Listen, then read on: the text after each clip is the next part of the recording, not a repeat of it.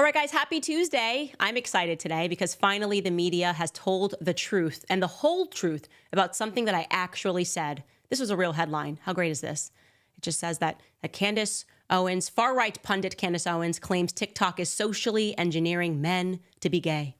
I did indeed say that. I also said that it's other apps as well, but TikTok especially, yeah, we're starting to see algorithms that are encouraging men to be homosexual. But first, you guys, more importantly, I'd like to take a second to pour some out for my fallen homie, Tucker Carlson, a moment of silence because he is over. I am talking over, career canceled, done with, do not listen to a word he says anymore because I've been reliably informed by the people that I absolutely can't stand and never listen to that Tucker has committed the gravest of sins for which he shall never be forgiven.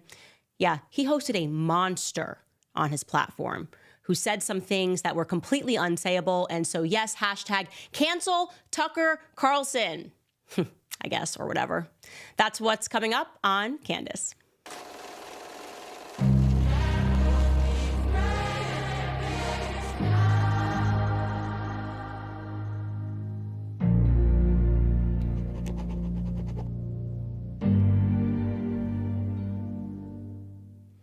I'm not kidding you guys. Trending right now, this very minute over on X. The trend reads, Tucker Carlson platforms, you guessed it, Nazi apologetics. Oh, Tucker, no, my man.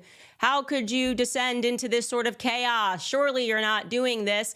Am I the only person that when I see this, I just instantly go, okay, like, yeah, definitely probably not what's happening at all. What's really probably happening is there's a conversation that the media's henchmen do not want the public to hear. And so you're probably thinking, who did he host? My gosh, it must have been some crazy KK Klansman who just was waiting for years. He's got his hood on. They must be talking about terrible things. He must have had on a literal neo-Nazi. No. Of course, it's never that, you guys. He had on, and this really actually is what I would term a neo-Nazi because today they are making it so that if you know history, if you speak about history outside of the confines of the mainstream media, then you are, in fact, a new age Nazi. They can't allow that. You're not allowed to know things. We're supposed to be living in this ever present. You know, this is the Orwellian agenda. There is no history. It's just the present. It's just the now.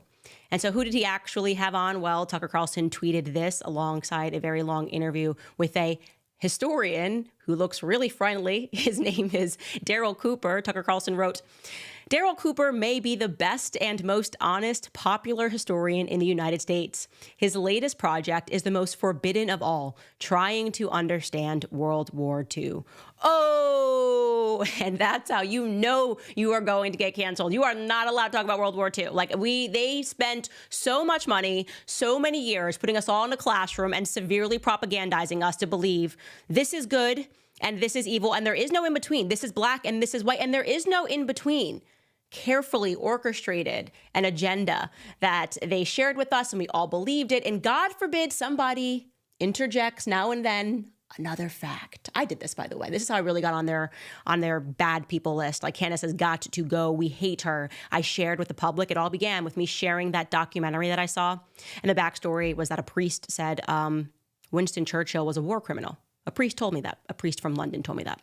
And I said, what are you talking about? Winston Churchill, like the hero? And he said he was a war criminal and you should watch this documentary, The Savage Peace. And it blew my mind. It blew my mind that a genocide could have happened in peacetime, executed by the Allies, and nobody told us. That is what blew my mind. Again, PBS and BBC documentary, not a Candace Owens documentary, as they would have you believe.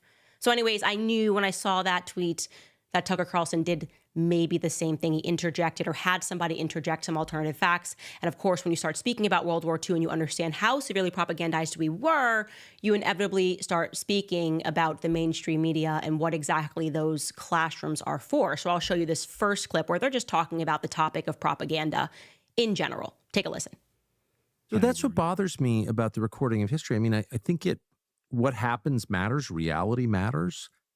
And if you find that sort of everything that happens, not just 80 years ago in Dresden, but things that are happening in like LA County 20 years ago, if they just disappear, in some cases you can't even find them on Google. Like that's a level of manipulation that's just mind control. That's really scary and dangerous. And I think the propagandists throughout the 20th century, ever since the sort of the rise of mass media, I've really understood that that's exactly what it is, especially once it goes on for a generation or two and kids are raised up, and this is what they're being taught, because it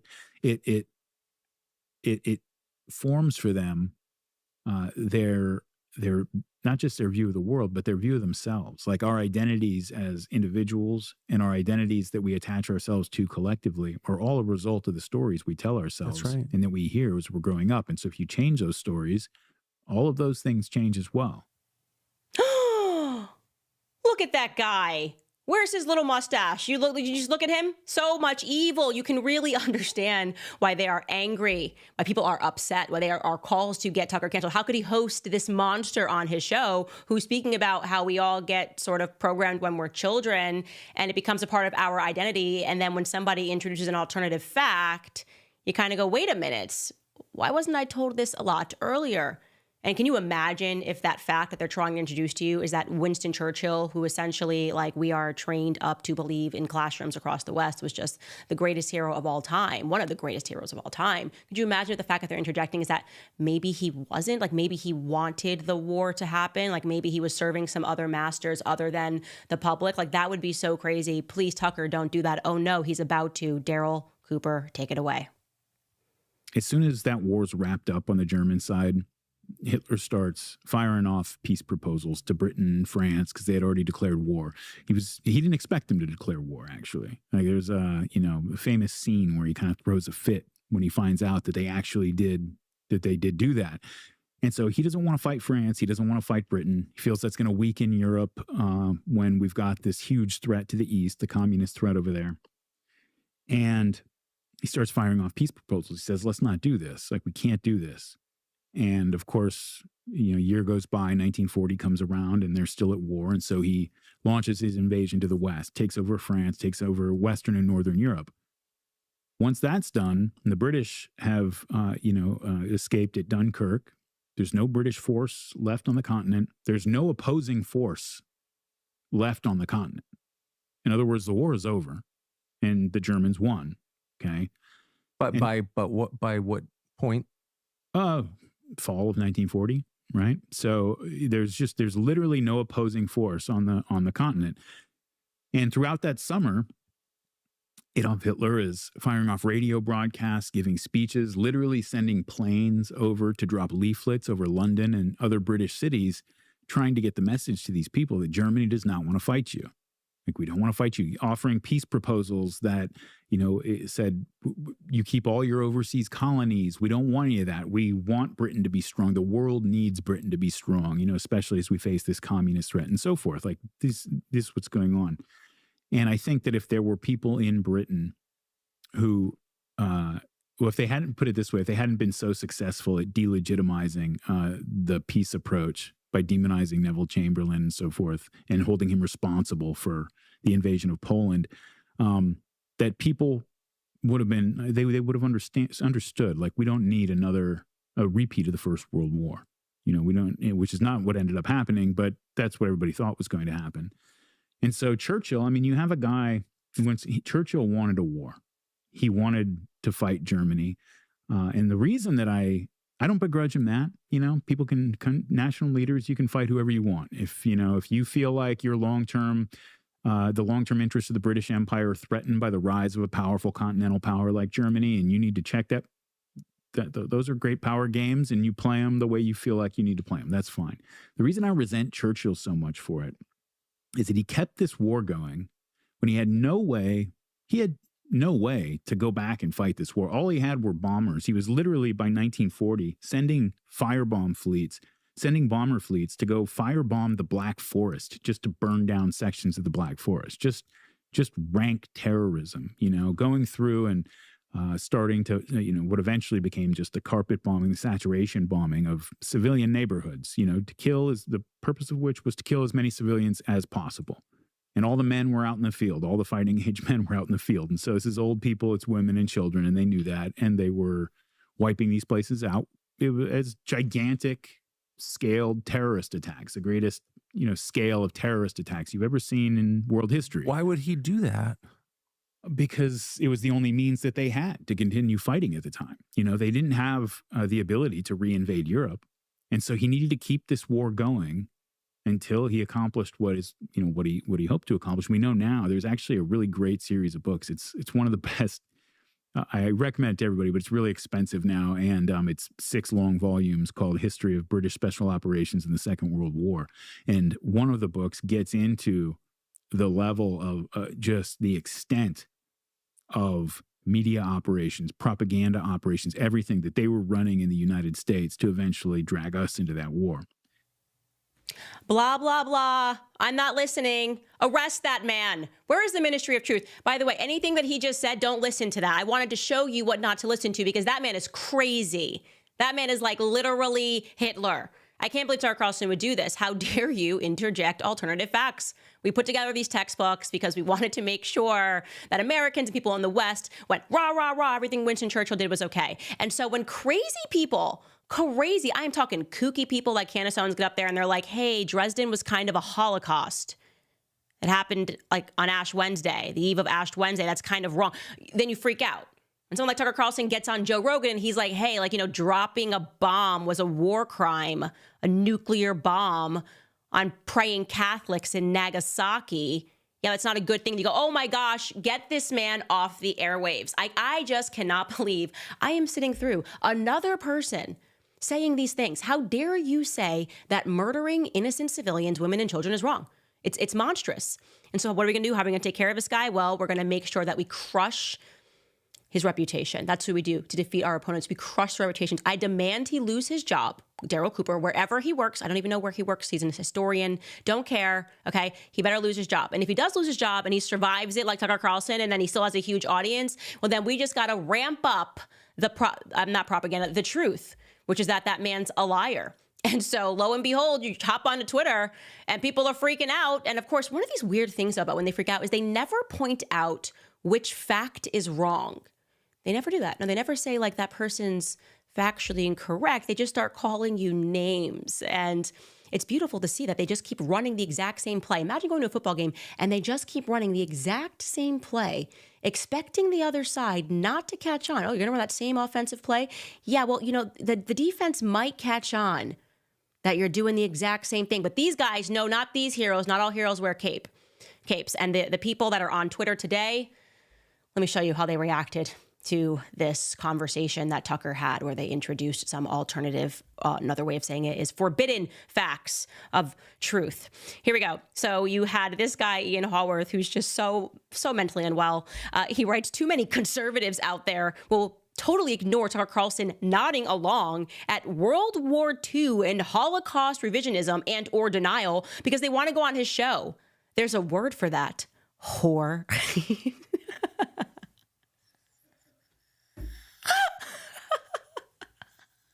Well, there you go. If you listen to anything that happened there, okay, you're a whore. I mean, there's no other way to say it. Duh. Then you've got Eric Erickson's tweet, which I feel like has been copy and pasted at least once a month about everybody.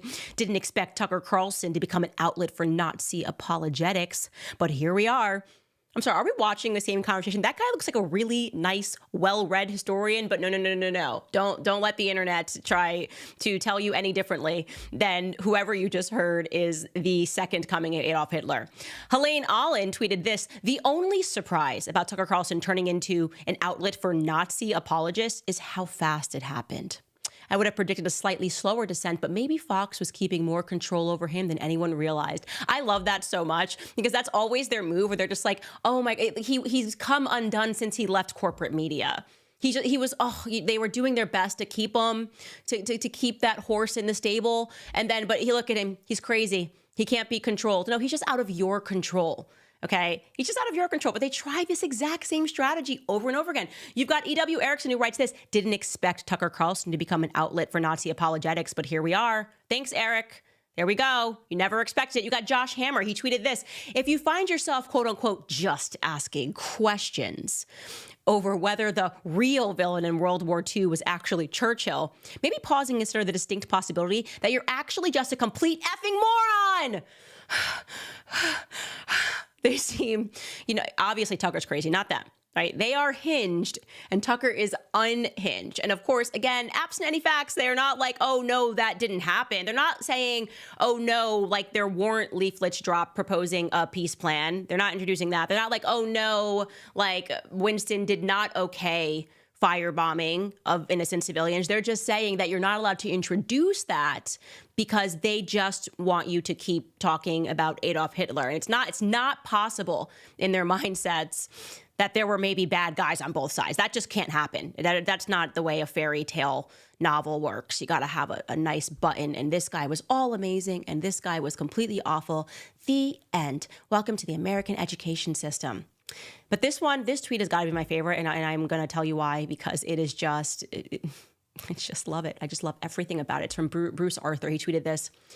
He's talking about Tucker Carlson. He literally went from hanging out with Danielle Smith and Jordan Peterson and Conrad Black to go do some of the most servile, low-rent Russian propaganda imaginable. And then he includes an update. Tucker Carlson has recently gone into full-on Nazi apologetics with an approving nod from Elon Musk, which again was quite predictable.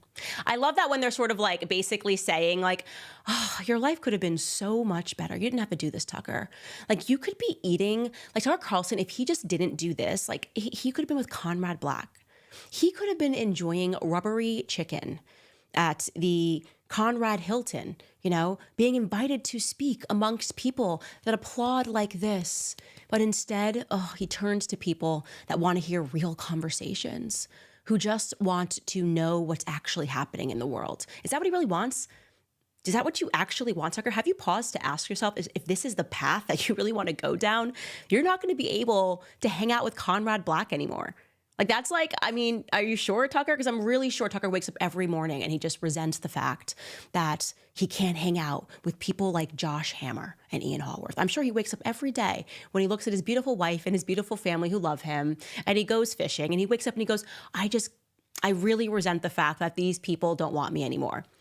It's laughable. You should laugh. You should laugh because these people cannot see how insufferable they are. They don't understand. They cannot comprehend that nobody likes them. They're, like I said, what's really happened now is they just created their own echo chamber. They're all speaking to each other, signaling to each other, writing articles to each other. And yeah, they'll get a few hits. The boomers might believe the narrative that Tucker Carlson really went on there and defended Nazis and Hitler, just like every single person that they don't like. They charge them with the same made-up crime that nobody actually did, because what we're actually doing is we're reading books. When we start to read books, when we start to read these historians, we're very, very shocked by how little we knew. And then we start to realize that the media is not our friend. The media is the enemy. And the American people have accepted that as the reality. And the American people hate you, okay? They hate you. We all hate you, and you just can't see it. No one is going to stop listening to Tucker Carlson, but everyone has stopped listening to you. Because you just have this air of pretension about you. Like, how are you not sick of yourselves? How do you not look in the mirror and want to vomit because of your hubris, because of the way that you look at people? You resent people for not listening to you. That's literally it. You have decided that you are the authorities, right? You are so authoritarian in your own mind that you've started to hate people who don't believe you. And let me be very clear. We don't believe you. And we hate you right back. Go away.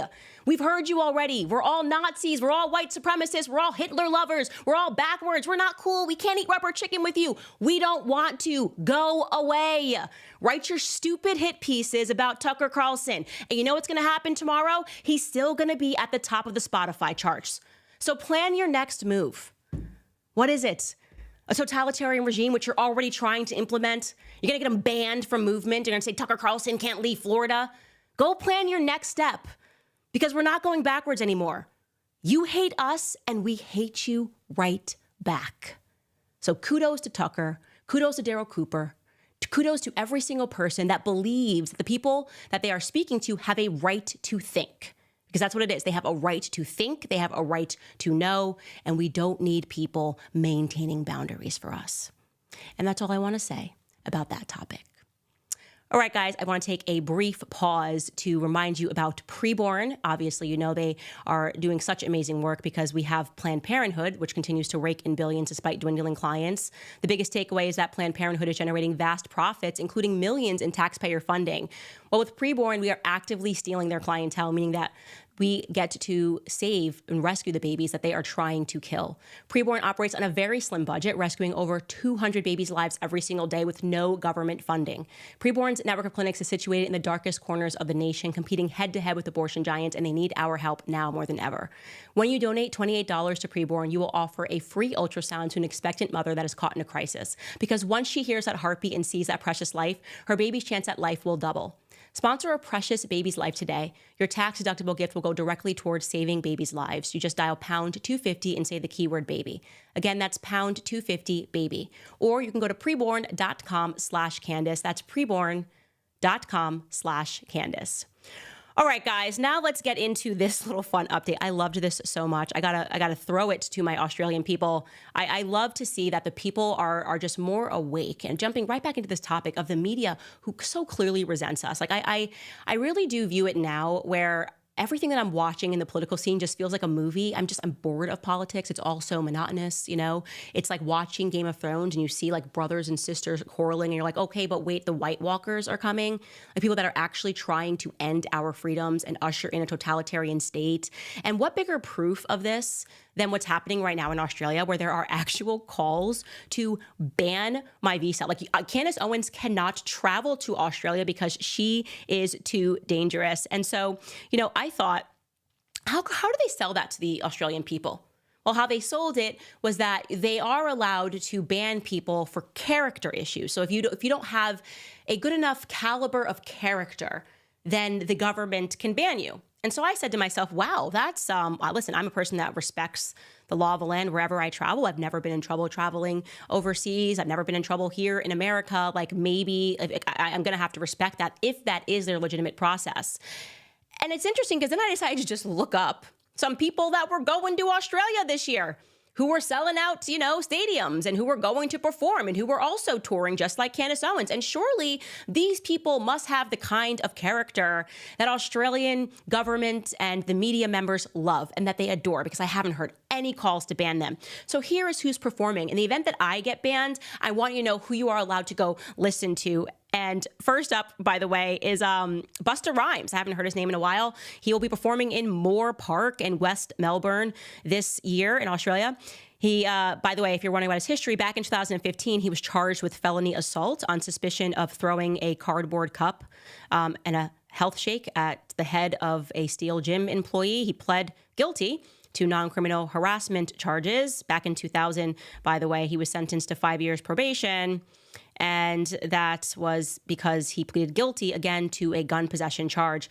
Also coming up is rapper 21 Savage. He'll be performing with stops in Adelaide, Perth, Sydney, and Melbourne. In 2014, Savage was convicted of felony drug charges in Fulton County, Georgia. In June of 2018, he was involved in another controversy when he pulled out a firearm at the pool party, and he was arrested in 2019 by the Immigration, Customs, and Enforcement. He was arrested by ICE in a targeted operation. He was charged with 1 count of possession of a Schedule II controlled substance and 1 count of possession of a gun, which, by the way, like whatever, I guess he's got good character to be able to perform in Australia because, as I said, he's performing. Well, this is virtually the same dates I'm supposed to be on stage. He's there. So I don't know. Why. I'd love to see this character test. By the way, I loved when I was looking this up, like Lil Wayne had performed in the past. And obviously, we know that he spent 8 months in prison for a criminal gun possession case. But the best part is that Lil Wayne, when he actually did perform in Australia, because they didn't care about that, they didn't care about any of his criminal history, they did allow him to perform in 2018. And when he was on stage, someone threw a drink at him, and he kind of sort of maybe threatened to shoot the whole crowd while he was in Australia. Take a listen. So let me let you know, where I'm from, I think y'all know that's the States. We don't throw on stage because all my got pistols and they don't know who to shoot at. Wasn't banned before, was not banned after. I'm just trying to to calculate what's really happening in Australia. Well, in case you missed some of those performances, Travis Scott will be there. He'll be there in Sydney in October. Now, Travis Scott was arrested in June of this year at 2 o'clock in the morning on charges of trespassing and disorderly intoxication. But his lawyer did get those charges dropped. But then he got arrested again in France last month, in August. And the Paris prosecutor's office said in a statement, I can confirm that on August 9th, 2024, police officers were called to the George Cinq Hotel and arrested a rapper nicknamed Travis Scott for assaulting a security guard.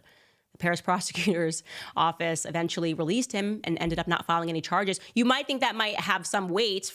You know, maybe some of these Australian commentators would be like, hey, we don't want this person because of character. But no drama. It's incredible. Flavor Flav. Yeah, he's also gonna be in Australia performing. I cannot lie. I enjoyed watching his show, Flavor of Love, when I was just a young tot. And his background's incredible because in 1991, he pled guilty to assaulting his girlfriend, Karen Ross. He served 30 days in jail. He lost custody of his children. He fell deeper into his addiction and spoke about that addiction to cocaine, talked about his domestic violence, his marijuana charges. In 93, he was charged with attempted murder, but the charges were reduced and he was convicted for fourth-degree weapon possession and went to prison for 90 days. But in 2021, he was arrested again in Nevada on a misdemeanor charge of domestic battery. Might have popped someone again, but that charge was eventually dropped and the rapper pleaded no contest to one count of coercion. Shockingly, guys, go see Flavor Flav in Australia. He has passed the character test. And so has rapper G-Eazy. G-Eazy, guess what happened to him? In May of 2018, G-Eazy was arrested overseas in Stockholm, Sweden. I don't know, like if I was the Australian government, I'd be like, hey, like you got in trouble traveling to a foreign country. And this time it was for suspicion of assault and possession and use of drugs after he allegedly punched a security guard. Why is everybody punching their security guards? And then they found that he had cocaine in his pockets and he pled guilty to violent resistance, drug possession, and assault against an official in court on May 4th. But man, oh man, you guys, you're not going to believe it. He ain't banned from Australia either. He's not. Nobody has come out in the government and said, I'm looking for his application so I can deny it because I don't like his character. But me, Candace Owens, what did I do? Well, I upset the Zionist Federation. And they made a call for my visa to be banned on the basis that they don't like me. And so I was thinking that's going to be a tough sell to the public. Like, how are you going to explain to Australia? Like, we've got all of these people coming in and their character's fine, but Candace Owens, who has not been arrested and does not have any pending charges against her and who has not been in trouble overseas and who has given, I don't know, something like 500 speeches throughout her entire career, has never caused a riot or anything, she can't come in. And that, my friends, is what the media is for. Like the media is here to sell you the impossible, you know, to tell you the virus is invisible and you've got no symptoms and you should stay home and let your mom die alone. Like that, the media has a tough job. They got to sell that to someone. And so, you know, who stepped up to the plate? A commentator named Andrew Bolt, a journalist. And he's well loved, by the way. He's big in Australia. Andrew Bolt is essentially the Sean Hannity of Australia.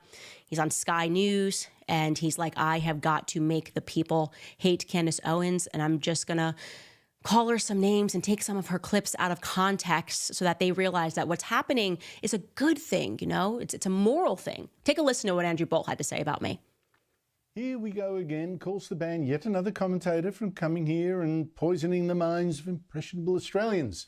This time, new Immigration Minister Tony Burke says he's considering banning American commentator Candace Owens from touring Australia next month, giving speeches. She's also going to New Zealand.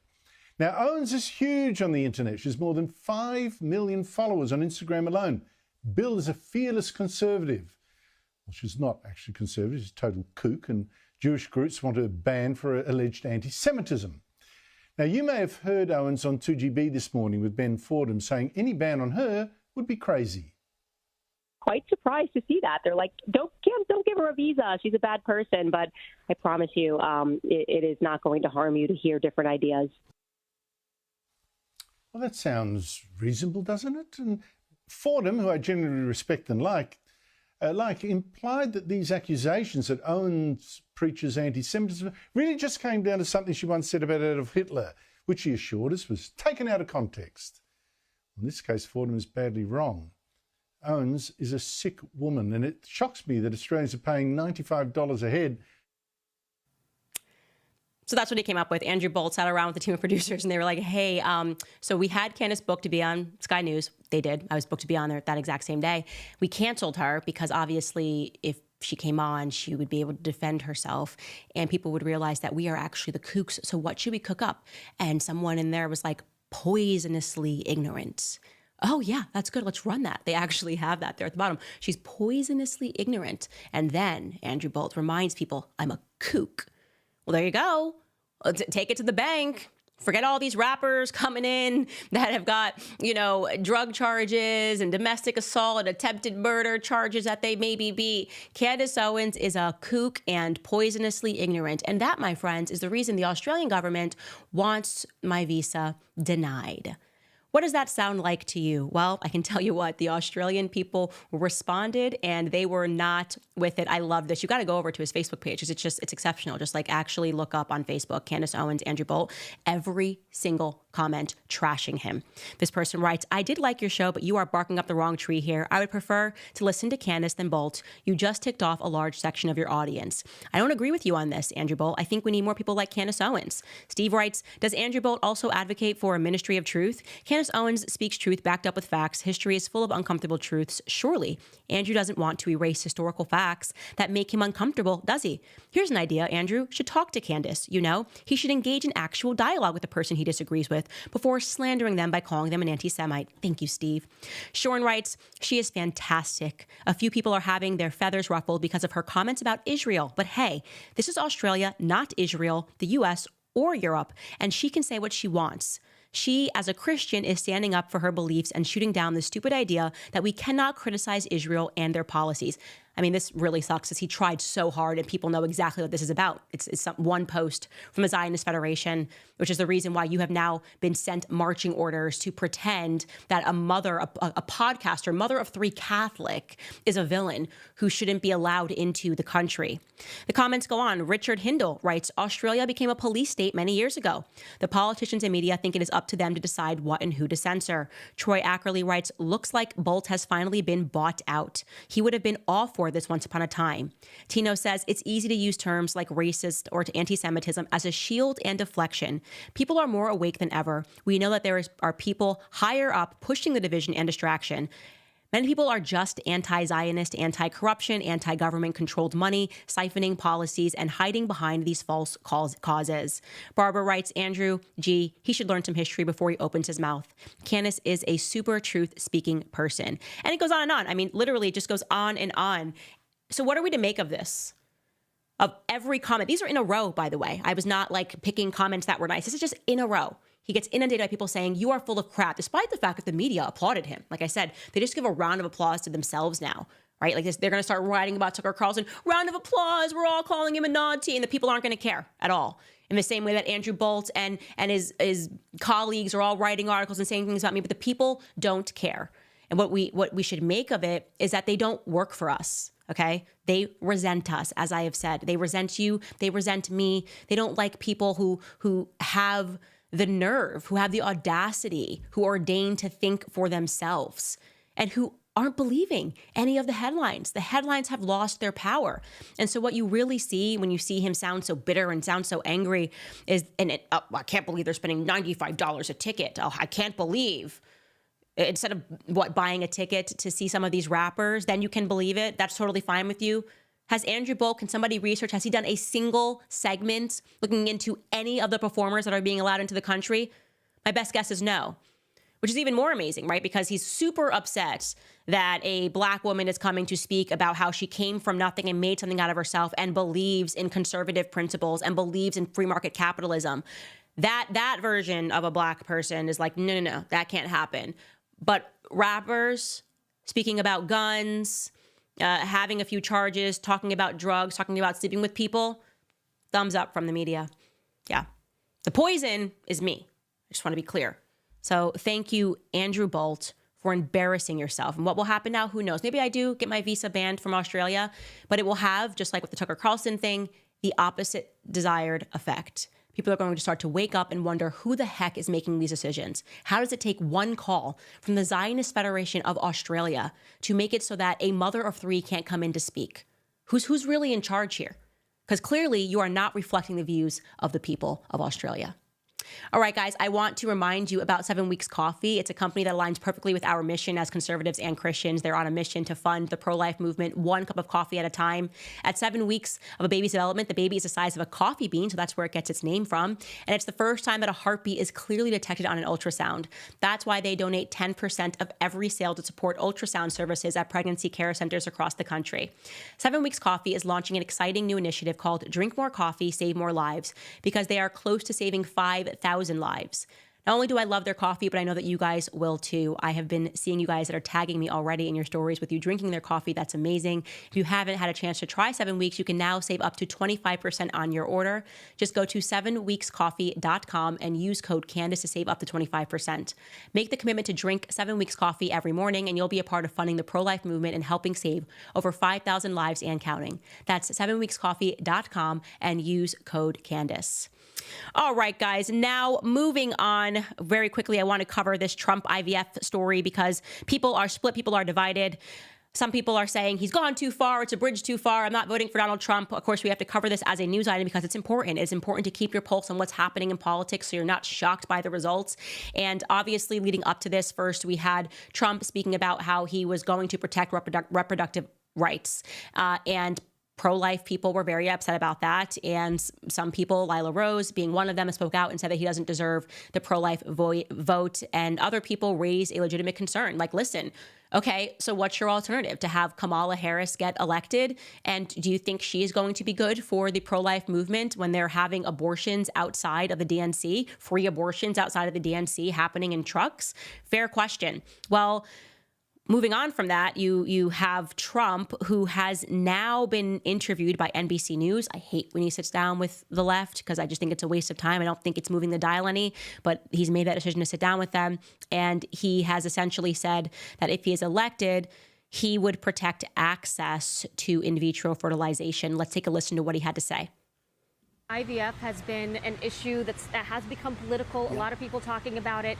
What's the Trump administration going to do when it comes to IVF if you get elected? Right. Well, as you know, I was always for IVF right from the beginning. As soon as we heard about it, it's fertilization and it's helping women and men and families, but it's helping women able to have a baby. Some have great difficulty, and a lot of them have been very happy with the results, as you know. And what we're doing this because we just think it's great, and we need great children, beautiful children in our country. We actually need them. And we are going to be, under the Trump administration, we are going to be paying for that treatment. So we are paying for that treatment. All Americans who want it? For all Americans that get it, all Americans that need it. So we're going to be paying for that treatment, or we're going to be mandating that the insurance company pay.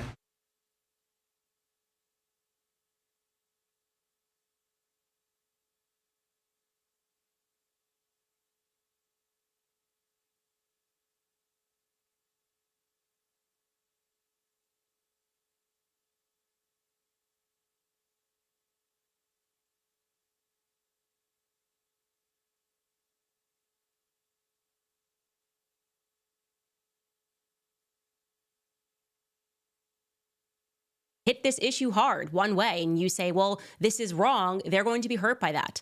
And because you're not realizing their struggle to start a family. Now, on the other side of that, which I think they don't recognize, is that for many people, IVF has become just like a shopping thing. You know, you find a surrogate, you get that woman pregnant, you have a woman, they're doing in vitro fertilization, and they're doing it for vain reasons. You know, I mean, a perfect example of this was when you had Chrissy Teigen, who was pregnant. She already had children, okay? She was pregnant, and at the same time, she was also using a surrogate and going through the IVF process with the surrogate. And you just go, this is just all of the excess in the world. And when you start to read articles from people who speak about what women go through, right? using IVF process. And then you start to realize that now there is this element of homosexuality to it, where a lot of people that are being drawn towards this are people who can't naturally have families, forget struggling with fertility, but can't naturally have families. And they just view this as an easy option that they can continually throw money at. It's a deep conversation to have. I don't think Trump is up to date on all of these arguments. I think that he probably is hearing from people. Tons of women are struggling. You know, we want to have the female vote. People are struggling with fertility. He's thinking of, fertility. Of course, you want to help them get fertility. And so he has a surface opinion on it and probably doesn't really comprehend why there is so much of this backlash. And I hope that the backlash is going to force him to learn more about this issue, learn more about the complications, learn more about what the baby even goes through. And it's a lot. It is a lot. And there's a time and a place to speak about all of those things. But I do want to say that I agree with the assessment that people have. It is down to a two-horse race. It is Kamala or it is Trump. Okay, so if you are going to abstain from voting over this issue, to abstain from voting is to cast a vote for Kamala Harris. And like I said, they're on the extreme side of that. And maybe the middle ground is, how do you save the most lives, right? And so I just encourage people to be realistic about the options that are before us. But I also want to say to people, allow others to lodge their complaints. Like, we should be holding our politicians' feet to the fire and letting them know when we're upset. That's not a wrong thing to do.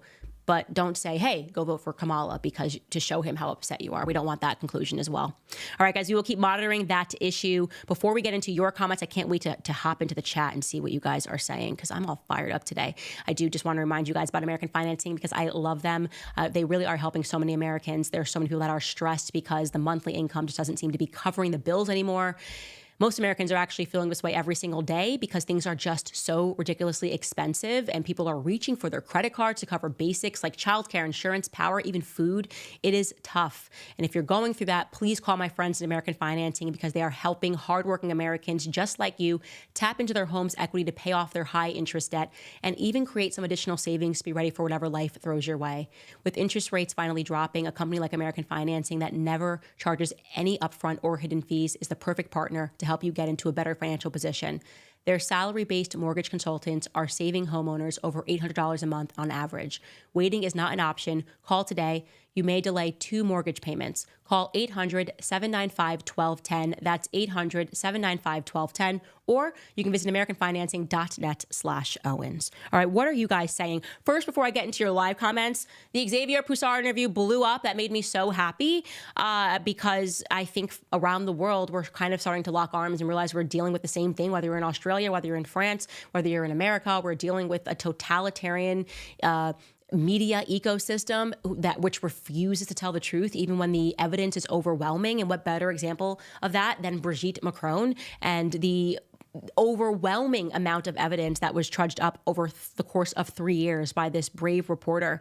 Well, Amons writes, Candace, if you were wrong, they would have sued you and your entire neighborhood. I hear nothing from them, just crickets. Keep going, girlfriend. Yeah, all they do, like I said, is crazy. It's all the same stuff. It's boring. Actually, we're bored. It's worse than, we don't even hate you more than we are just bored by you. We hate the boredom that you guys inspire. Wander Gaudy writes, the pedophilia connection to the story is truly upsetting. Yes, a lot of that going around. The media seems to full-time defend pedophiles. I don't know why that is. I do not know why that is, but it should disturb you. Ashley writes, now when people say love is love, I hope they are not thinking this is that. A 40-year-old with a child is not love, it's abuse and it's manipulation. Yes, and that part of the story, not even the French media will touch, because that evidence is too concrete of their ages when they met. And so despite the fact that they presented that book at the beginning of the relationship to try to make that the official narrative, it took very quickly for people to do the maths and realize, okay, when was Emmanuel Macron a student here in this drama class? Okay, when was Brigitte allegedly teaching this drama class? Wait a second, the math isn't mathing unless we're girl mathing. We shouldn't be girl mathing. And yeah, this looks like a case of I'm not going to say it. Yes, I am. It looks like a case of pedophilia. All right, guys, jumping into some of the live chats. Jay Berger writes, hey, Candace, is it possible that Ella Emhoff is America's Brigitte Macron? Where there is smoke, there is fire. You know what? I actually am not so keen on like going after the family members. I always feel, and I don't really know much about Ella Emhoff, but I know they were kind of going after the son. And I'm just like, you know what? The kids, this is not the life that they chose. And so I'm like personally all about going for the actual politicians who have a role. But I think like for the kids, I just kind of am like, you know what? I do feel somewhat badly for the kids being thrust into the spotlight. Anwar Abu Bakr writes, the media said he's way out of control. I just feel like I'm the only one not pretending. I'm not out of control. I'm just not in they control. That is a quotation from Kanye West. That is true. And that is the Tucker statement now too. It should be, because they're all saying Tucker's out of control, and he's not. He is clearly just not in their control any longer. And that is what drives them crazy. They hate when you're no longer corporate, because then you don't have to play by these weird rules, these weird implications that there are certain narratives that you're not allowed to trip over. Sarah writes, the left controls Spanish media and vote. My Colombian family is brainwashed. We need Candace en Español. Spread truth through Kamala's core. Yes, it's everywhere. I mean, the media is a brainwashing entity, but they're losing the power. It's why, even, I don't know if you caught this, but they're banning X in Brazil, because they're realizing that people are getting around the mainstream media narrative, and that's where their anger comes from. That is why they sound so unhinged, even as they're accusing others of being unhinged. Ellie writes, any plan to sit down with Donald Trump? I feel like a conversation between you two would break every media outlet. You know, of course, I would always sit down with Trump, and I would ask him none of the questions that he's being asked, because I'm bored of those questions. I am just, like I said, so bored of the left and the right now. And I just don't care to hear him have to answer questions about various things that don't actually amount to anything other than the left trying to paint him like a monster. And then you have the right who are like doing the exact same thing. I mean, I'm just bored. I'm just so bored with politics right now. I feel like I'm watching a movie, and I've seen it way too many times, and it's not a good movie. It's not a good movie to watch. Brown Eye Star writes, Aussie here. No one I know watches the mainstream media. Sorry to hear this. I will make a stink to my MP. Thank you. Make a stink to your MP. Make a stink to your MP. And then just jumping into the chat right now, someone asking if I'm going to run for president. No, I hate politics. I hate politicians. The only politician I like right now, okay, I'm probably being a little hyperbolic, but like Thomas Massey. The only way I'm running for office is if it's with Thomas Massey. So if he does president, I'll be his VP. I've already told him that. That's the deal. Otherwise, I'm simply not interested. This person says Palestine is gone. All politicians are in the exact same club. That is why the USS Liberty, I am planning on discussing the USS Liberty. I know I promised you guys that a long time ago, but I wanted to actually get footage, and it was not an easy process to get access to Getty footage. And so we were kind of working on that, but that should be coming to you guys in the next couple of weeks. Other than that, you guys, I appreciate you watching the show today. I appreciate those of you that are keeping not just Tucker independent, but keeping me independent. Those of you who have taken the moment to go to locals.com and support the show in whatever capacity you can to keep us free, even if it's $1 a month, $2 a month, maybe it's $50 a month, whatever it is, it keeps us free, it keeps us happy, and it keeps them angry. So please continue to support us. And I promise that I will continue to commit myself to pissing off the mainstream media by simply telling the truth and accepting that you guys are capable of thinking and not being lied to. We'll see you guys tomorrow.